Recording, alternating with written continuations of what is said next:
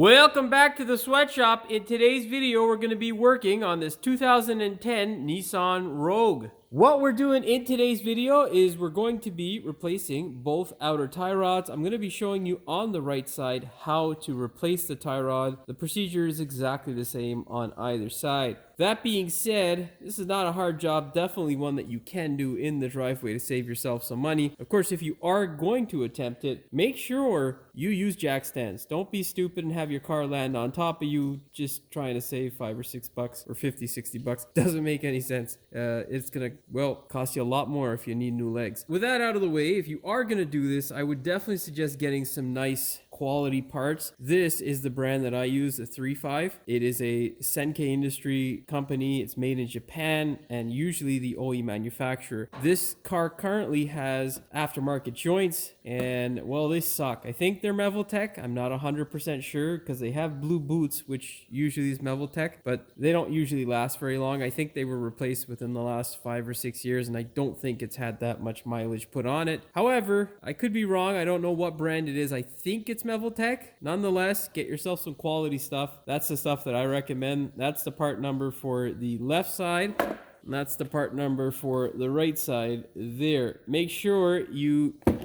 get something that's decent. Don't shoot yourself in the foot with something that's cheap. Mevaltech, yeah, I don't really like them. I've had not such good luck with them in the past, and they do offer a line that's lifetime warranty, but kind of no point if you have to warranty it every couple of years. It gets annoying. Make sure you get some quality stuff for yourself. That being said, before we get started with today's video, do me a big favor. Hit that subscribe button as well as the notification bell so you never miss one of my new videos. Now, let's put this thing up in the air and we will show you the tragedy that is the tie rods on this thing. Now, how do you check for a bad bowl joint or tie rod? Well, your first and best way to check on most Japanese cars is simply grabbing the wheel like so and then going back and forth.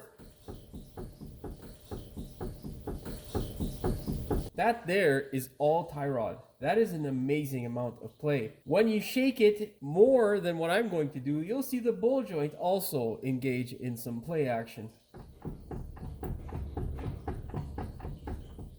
So there's your tie rod, and that's your bowl joint. The customer's wife stated that the car felt like it was trying to kill her. No wonder. This is a horrible amount of play, and it is exactly the same on both sides. So when accelerating or braking, depending upon when the tire is basically equal in terms of pressure on the inner and outer portion of the tire, this thing's gonna want to go like this at the slightest amount of pressure from the road or input from the steering, and it's gonna want to go every which way except straight. So extremely dangerous. You never want to wait till it gets to this point. However, things happen, and as you can tell with the salt on the wheel, we just had a shit ton of snow in Canada. So not saying this happens overnight, but no one wants to deal with, snow in the region of the wheel well falling on top of your head or into your face or mouth or down the back of your neck. Ugh. The worst feeling ever. So here's your warning. If you feel a death wobble, definitely check it out. Do not wait till it gets to this point. That's horrible. God damn. Let's show you from the backside what it looks like. A good telltale sign that you have issues that tissues won't solve. This is a non-serviceable joint. However, we got some rusty, I guess you could call it rust cream currently, just oozing out of this shit. And basically that's rust dust that is just wet by the rainwater and salt and shit that's being thrown onto the vehicle, and it's resulted in this nasty look. That is a dead giveaway that you got some issues. Now, of course, you don't see it on the bowl joint. That's just because it's making a better seal. Nonetheless, I'm gonna shake this thing. Take a look at those joints.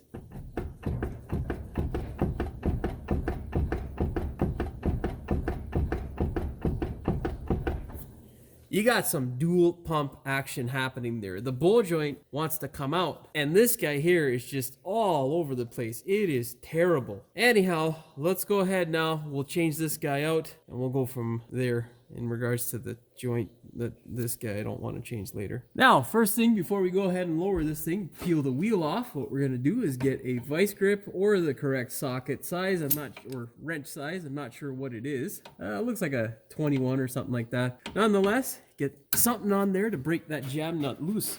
Oh, god damn. Okay, yeah, you know what? We're gonna put some more leverage on it. In case you're using the vice grip method like I am, this wonderful tool came out of a GM product like 20 years ago. It's just I think it's a jack extension, and I use it as a leverage extension because it works wonderfully. There we go. Yes, feel happy. Okay, with that guy loose, we shouldn't have any issues that tissues won't solve when we go to hammer that joint off. Go ahead, grab yourself a 21 mil socket. If you have one of these stupid wheel locks, make sure you get this thing in all the way before you proceed with hammering. These things love to destroy your life, one stupid wheel lock at a time. Thankfully, the wheel separated without us having to beat it like it owes us money. Now go ahead and remove it. Oh, yeah, leave it. Okay. Go ahead, get the appropriate socket, and fire. I didn't want to screw my hand up because I had an awkward position. Otherwise, I would have just held it wide open. Now that stupid bolt is stuck in there.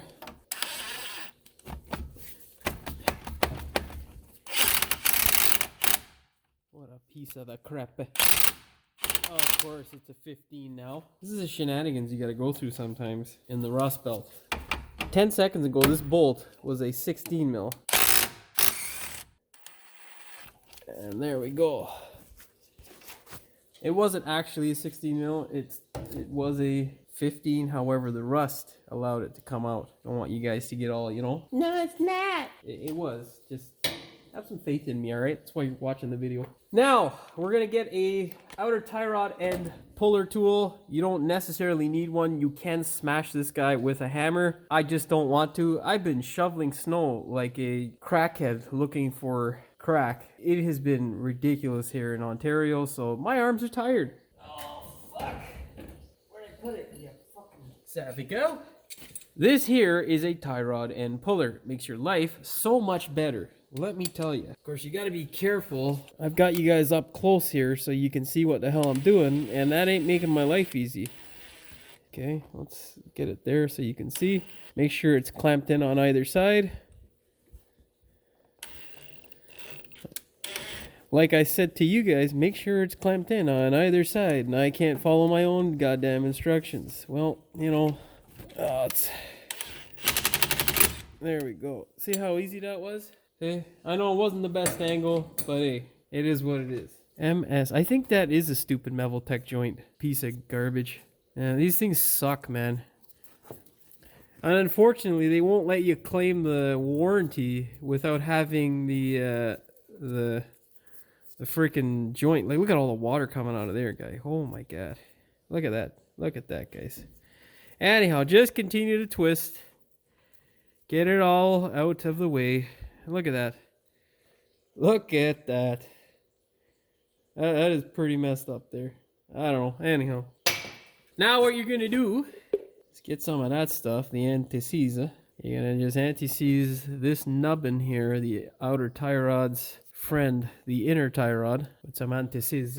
You're going to take your wonderful new tie rod out of its cool looking blue bag and yeah, shove it into the hole. Now you can tell this is quality stuff. See, made in Japan. Yeah, look at that. Look at that. Oh yeah. I don't know. I like this company. It's never done me wrong. I've always had good stuff to say about it because they've always had good parts. Yeah. Anyhow, now we're gonna slide this guy on. Oh, make sure it's the right side. Yes. And thread it into place. We're just gonna thread it in like that, fella, because this shit's killing me right now.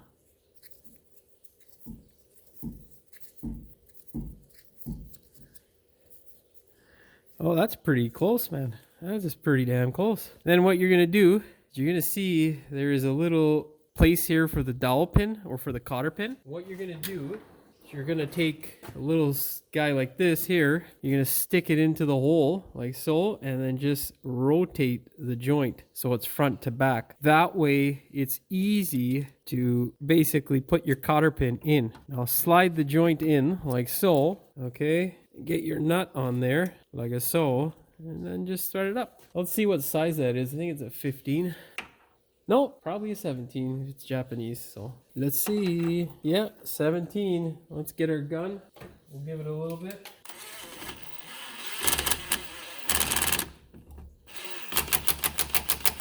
All right, spectac. Now we got to get our torque wrench. Now, for the torque specification, I could not find anything online, and what I did was I went on the, what do you call it? I think ChatGPT, or one of those stupid AI services, which are, well, smarter than me in certain things. And basically, I put in all the information for the specific model, and it gave me the torque. That is one thing that I can say is much appreciated. I tried finding the torque on the stupid program that we pay for, ShopKey, useless. And I tried finding it on another one, I think it's Charm, couldn't find it. Nonetheless, do some research for your own vehicle, make sure you get the correct spec. The one that I got was 45 foot-pounds or 61 newton meters, and that's on the lower end, okay? So make sure you do your research there.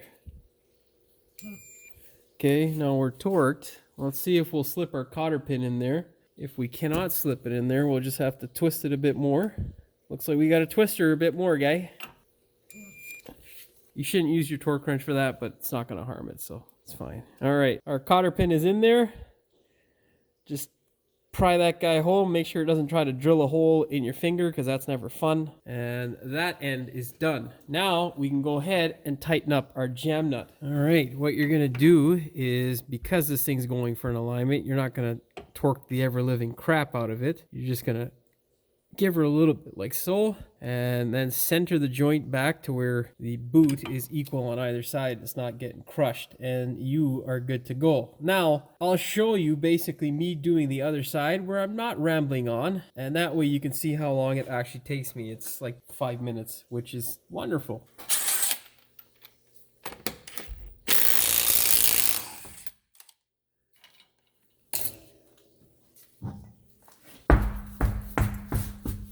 Now the other end on that side there is loose already, so I'm not going to show you me loosening that up.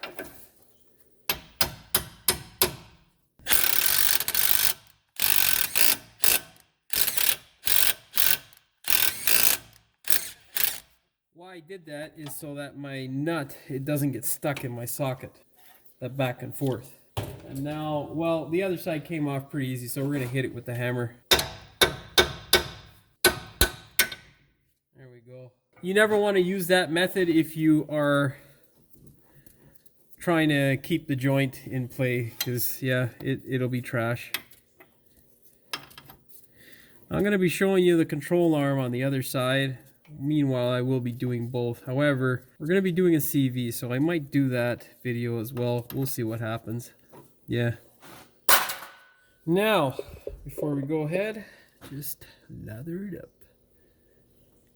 I'm not really talking to you guys. I guess I am now, but I talk to myself as well. So, yeah, you know, keeps me sane because I work by myself. So, you know what I mean? Thread her on up. Do, do, do. Trying to unthread the nut as well as thread this on at the same time. That don't work, man. That does not work, brother.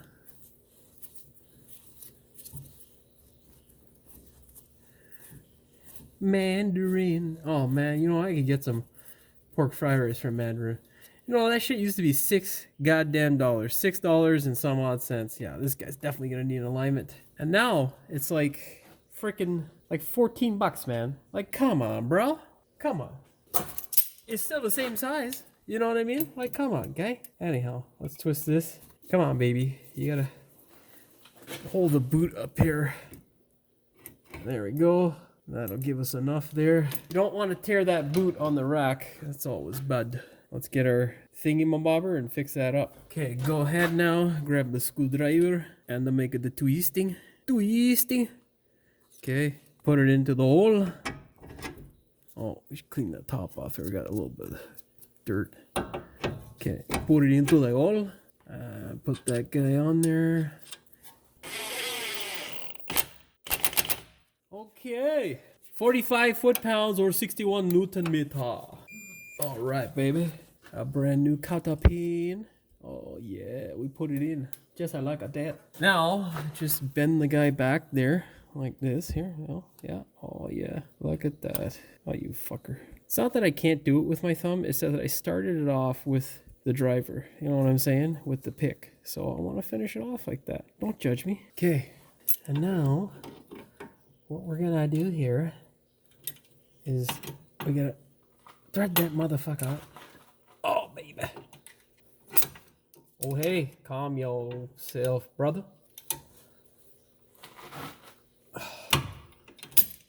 All right. You know what I will do now, because you guys have watched so long into the video, I'm going to go ahead and get you the size. Because some of you might not have done my screen. 22, brothers. Yeah, it is a 22 mil. See? Yeah. All right. And that's how long it takes. Not very hard at all. We're going to go ahead, fire our wheel back on, and yeah, we'll go from there. Grab your mammoth wheel and put it on the car. Oh my God. No. I mean, it's not the heaviest of things, but she is late in the day and, well, not exactly young anymore, you know. So, yeah, that'll do her, you know. Come on, baby. Yeah, hopefully the drizzle from the roof isn't too loud because it's a pain in my ass right now. All right, gun time. Force the wheel into Zab. Set your torque wrench to 80 foot-pounds or 108 newton meters. If you want the Jimmy spec, it is 100 foot-pounds or 135 newton meters.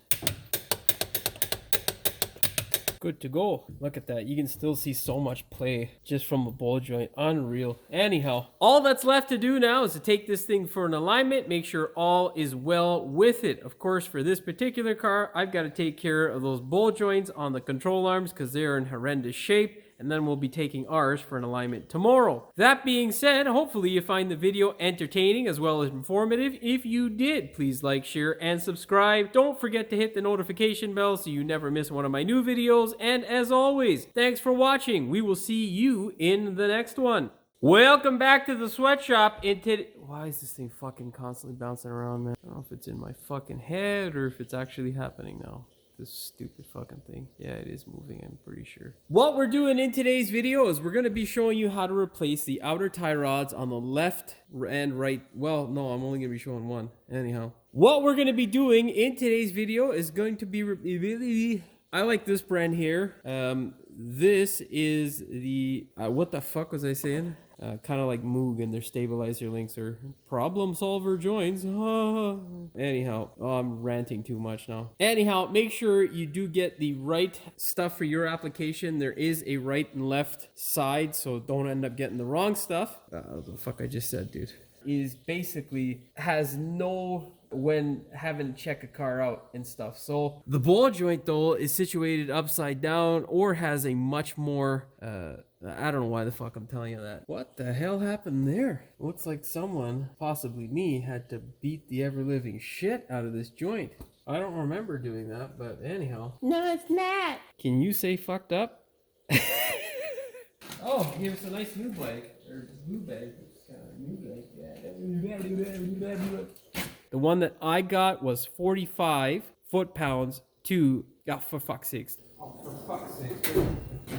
Now, grab your torque wrench, set it to... you know what? I don't know what the fucking number is. Whatever, I'll be back. Well, all that... oh my god.